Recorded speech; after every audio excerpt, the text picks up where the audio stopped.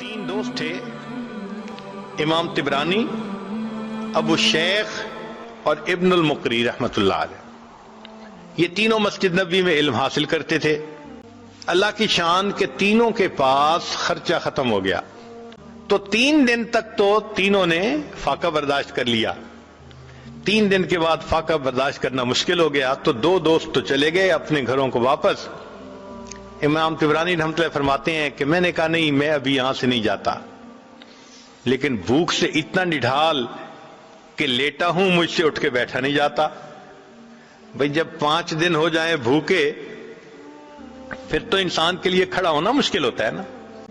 کہنے لگے اچانک میرے دل میں خیال آیا، طبرانی تو مسجد نبوی کے ایک طالب علم ہونا، تو یہاں تو میزبان اللہ کے پیارے حبیب صلی اللہ علیہ وسلم ہے، تو اپنے میزبان کو جا کے بتائیں۔ کہنے لگے یہ خیال آنے کے بعد میں مواجہ شریف پہ حاضر ہوا، سلام کیا، اور سلام کرنے کے بعد میں نے اتنا کہا، یا رسول اللہ صلی اللہ علیہ وسلم الجوع، اے اللہ کے حبیب صلی اللہ علیہ وسلم بہت بھوک لگی ہے۔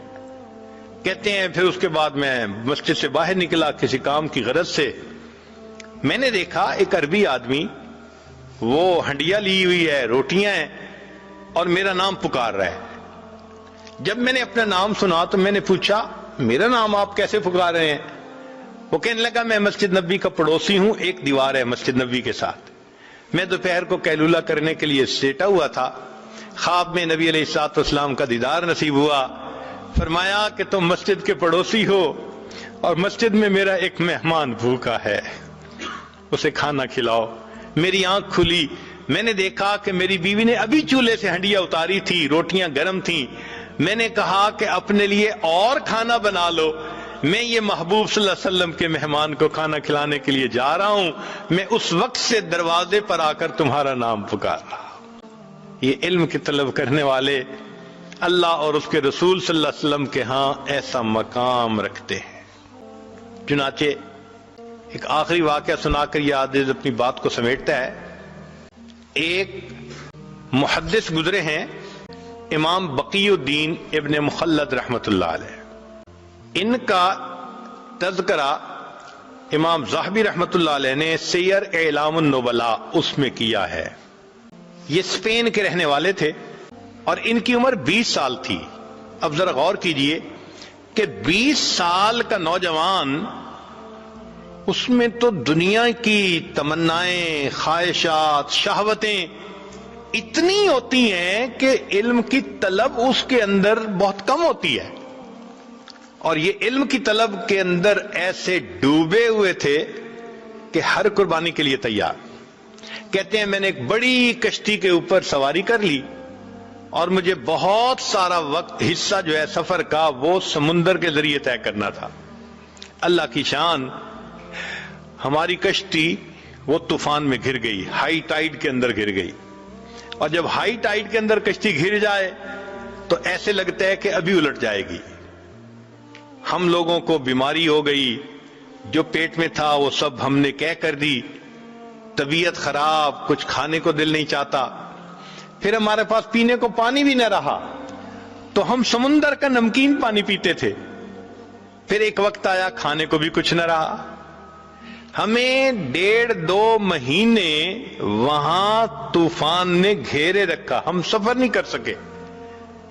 اب کپڑے بھی میلے، نان نفقہ بھی ختم، اور سمندر کے اندر ہم اپنی موت کے انتظار میں۔ مگر اللہ کی شان کہ اللہ رب العزت نے حفاظت کرنی تھی، طوفان ختم ہوا اور ہمارا سفر شروع ہوا، اور ایک وقت آیا کہ ہماری کشتی کنارے لگی۔ میں نیچے اترا، اپنی گٹھری میں نے اپنے کندھے پر اٹھائی، سر پہ اٹھائی، اور میں نے سفر شروع کیا، اس لیے کہ مجھے کئی 100 میل کا سفر پیدل کرنا تھا۔ جانا کہاں تھا؟ بغداد جانا تھا، امام احمد بن حنبل رحمۃ اللہ علیہ سے حدیث پڑھنے کے لیے۔ یہ ان کے دل کی تمنا تھی۔ کہتے ہیں کہ میں دن رات پیدل چلتا رہا، سفر کرتا رہا، حتیٰ کہ جب میں نے بغداد شہر کو دیکھا نا آنکھوں کے سامنے، تو میرے جسم نے جواب دے دیا، اتنی تھکن تھی، میں ایک درخت کے نیچے گٹھڑی کو رکھ کر لیٹ گیا اور بہت گہری نیند سو گیا۔ جب سو کے اٹھا تو میں نے کہا کہ چلو میں شہر جاتا ہوں، تو میں نے راستے میں ایک بندے کو آتے ہوئے دیکھا۔ میں نے اس بندے کو سلام کر کے پوچھا کہ سناؤ امام احمد بن حنبل کا کیا حال ہے؟ اس نے کہا کیوں پوچھ رہے ہو؟ میں نے کہا میں اتنا دور سے سفر کر کے ان سے علم حاصل کرنے کے لیے آیا ہوں۔ اس بندے نے ٹھنڈی سانس لی، اے نوجوان تمہاری یہ خواہش پوری نہیں ہو سکے گی۔ کیوں؟ اس نے کہا کہ حاکم وقت امام احمد بن حنبل سے کسی وجہ سے ناراض ہو گیا ہے، اس نے ان کو گھر میں نظر بند کر دیا ہے، نہ کوئی بندہ ان سے مل سکتا ہے نہ وہ کسی بندے سے مل سکتے ہیں، تم تو علم حاصل نہیں کر سکو گے۔ کہتے ہیں کہ یہ خبر بجلی بن کے گری میرے دل پر، مگر میں چلتا رہا حتیٰ کہ شہر پہنچ کے ایک سرائے کے اندر میں نے کمرہ کرائے پر لے لیا اور میں وہاں رات کو لیٹ گیا۔ اگلے دن اٹھا تو میں نے سوچا اتنا بڑا شہر ہے، آخر کہیں تو حدیث کا درس ہوتا ہوگا۔ تو مجھے پتا چلا کہ عصر کی نماز کے بعد ایک محدث تھے جو استاد المحدثین تھے، یحییٰ ابن معین رحمت اللہ علیہ، جو جرح اور تعدیل کے امام کہے جاتے ہیں، وہ حدیث کا درس دیتے تھے۔ میں عصر کے بعد وہاں پہنچ گیا، انہوں نے ایک حدیث مبارکہ پڑھائی، پھر بتایا، پھر اس کے بعد کوسچن آنسر کی نشست شروع ہوئی۔ تو لوگوں نے ان سے روات کے بارے میں سوال پوچھنے شروع کر دیے، فلاں راوی کے بارے میں آپ کیا کہتے ہیں، فلاں راوی کے بارے میں۔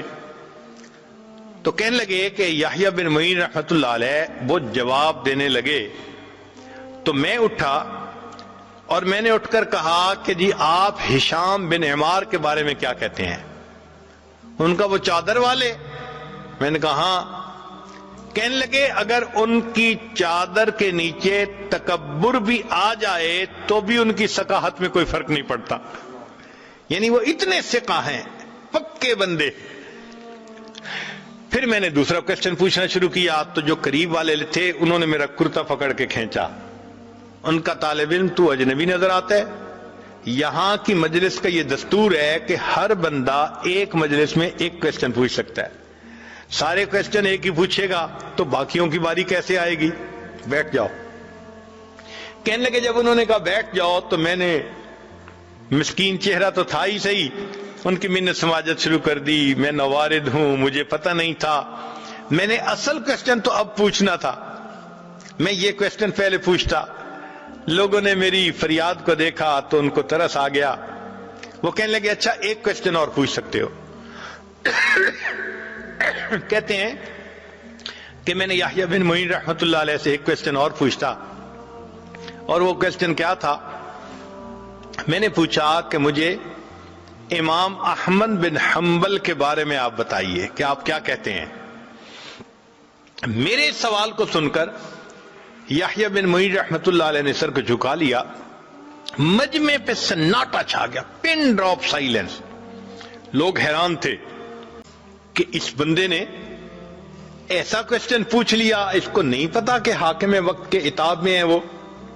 تھوڑی دیر خاموشی رہی، بالآخر یحییٰ بن معین رحمت اللہ نے سر اٹھایا، ٹھنڈی سانس لی اور کہا کہ امام احمد بن حنبل امام المسلمین ہے۔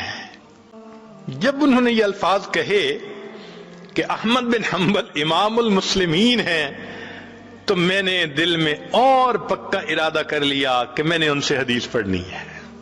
جب درس ختم ہوا تو میں نے قریب کے ایک آدمی کو کہا کہ مجھے امام احمد بن حنبل کا گھر دکھا دیجئے۔ اس نے کہا بھائی نہیں، پولیس کو پتہ چل گیا تمہیں بھی سزا ملے گی، مجھے بھی ملے گی۔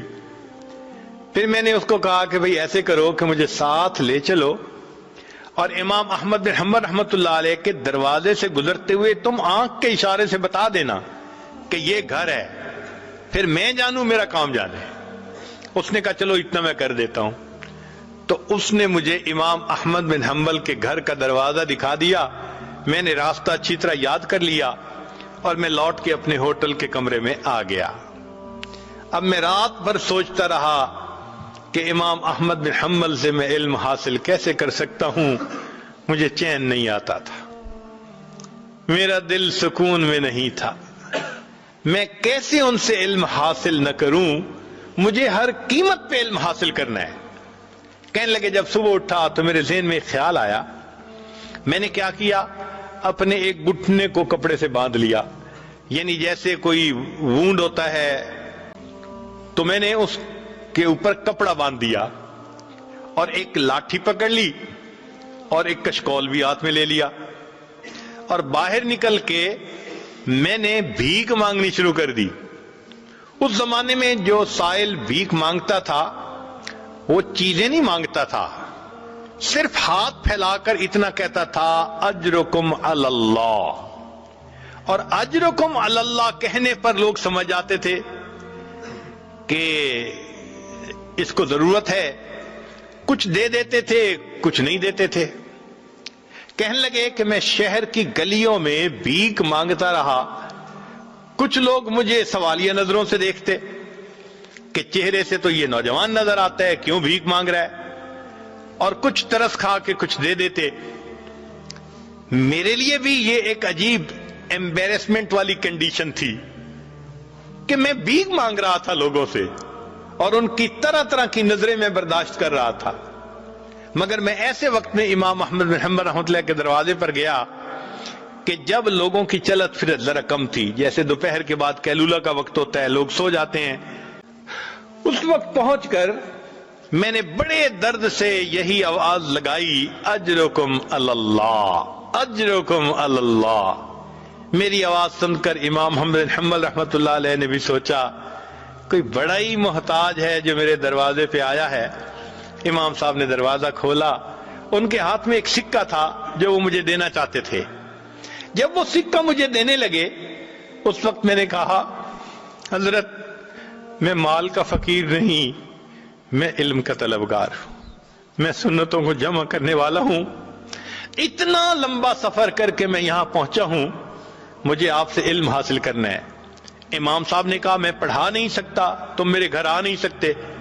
میں نے کہا حضرت میں سارا دن بھیک مانگتا رہوں گا کہ لوگ مجھے بھکاری سمجھیں، مگر اس وقت میں آپ کے دروازے پر آ کر صدا لگاؤں گا، آپ یہی سکہ لے کر دروازہ کھول دینا، اگر کوئی بندہ موجود ہو تو سکہ دے کے چلے جانا، اور اگر بندہ موجود نہ ہو تو کچھ احادیث مجھے سنا دینا۔ امام صاحب اس پہ تیار ہو گئے، کہتے ہیں پورا سال میں بغداد میں بھیک مانگتا تھا، اور پھر ایک وقت میں استاد کے پاس پہنچ کے وہ کبھی چند حدیثیں سنا دیتے اور میں ان کو سنتے ہی یاد کر لیتا تھا۔ اس طرح میں نے ایک سال امام احمد بن حنبل رحمۃ اللہ علیہ سے علم حاصل کیا۔ اللہ کی شان کے ایک سال کے بعد جو وقت کا حاکم تھا وہ فوت ہو گیا، جو نیا حاکم بنا اس کو امام احمد بن حنبل رحمۃ اللہ علیہ سے عقیدت تھی، اس نے نظر بندی بھی ختم کر دی اور مسجد میں دوبارہ درس بھی شروع کروا دیا۔